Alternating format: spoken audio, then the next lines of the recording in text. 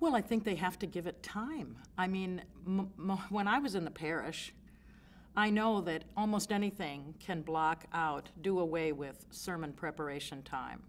Because someone is in the hospital, you can't just say, I'm working on my sermon and I can't go. That's why, I mean, I have said to students, you need to put in your calendar on Tuesday and Wednesday morning, ST, 9 until 12, meaning sermon text. And if someone calls and you look in your calendar, you say, I won't be able to come because I have something that morning. I think it's important to look at the text really early in the week. Carry it with you. I mean, literally carry it with you. Either copy it off and make a copy of it, or take a Bible with you wherever you go. Whether you're in my context, it would be riding on a subway. You cannot ride on the subway in New York City without looking around and seeing 10 stories that could relate to this text. So if you have that text with you and you're thinking, what does this mean here on the subway? What does it mean when I'm waiting in the waiting room of a hospital? What does it mean when I'm, you know, I mean, you don't want to look at a text while you're driving in your car, but I mean, I think of people who have to, say, sit outside of school waiting for their children. You know, you need to take that text with you wherever you go. And I think early on, I have said to students, I would love to have every pastor at the beginning of a week ask somebody to read the text to them. A member of the congregation, you know, read the text to you, and then I want you to just say to the person, I don't want to be rude, but as soon as you've read it, I'm just going to sit here and write.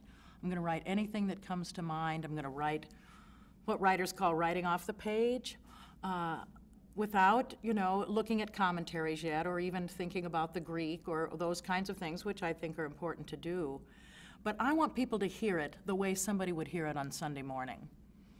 And usually those of us who preach, we're the ones who read the gospel text, so we don't ever hear it read. So I want to hear it and then just really respond to it from the inside of me.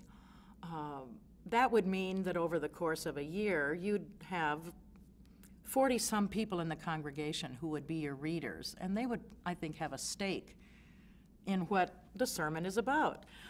Now, that isn't the end of the preparation, but if you do that on a Sunday night or a Tuesday morning, then the rest of the week you really deeply engage that text. And I really want people to get into it with their own selves first before they go to commentaries.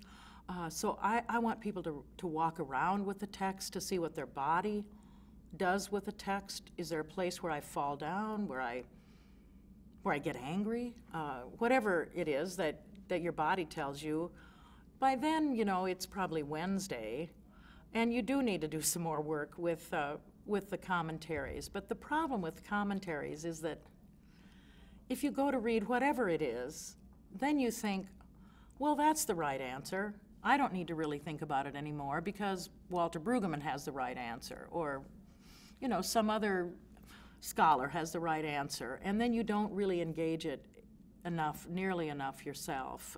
The worst thing to do is to read somebody else's sermon at that point. I mean, you might devotionally read somebody else's preaching, but if I know I have to preach on, say, the rich man and Jesus, and I go look that up, you can look it up on 100 different sites now, and I see a sermon that I think is really terrible, then what I'll probably do is preach against that sermon.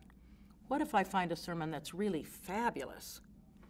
Unfortunately, now the temptation is to preach that very sermon. I mean, this is one of the things that's happened with the internet, is that people are tempted anyway to just download a sermon right off the internet. And then it's not for these people. That's the worst. I mean, plagiarism is terrible, but the worst thing is I want to preach for the people at now Advent Lutheran Church on 93rd and Broadway in New York. And nobody has written that sermon. It's not anywhere. And I need to engage those people sitting there as much as I need to engage that text.